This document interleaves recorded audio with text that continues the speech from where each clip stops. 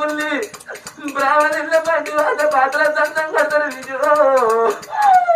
కుల పిల్ల పండి విజు వాళ్ళ కుక్కల సంతం వెళ్ళగొడతారా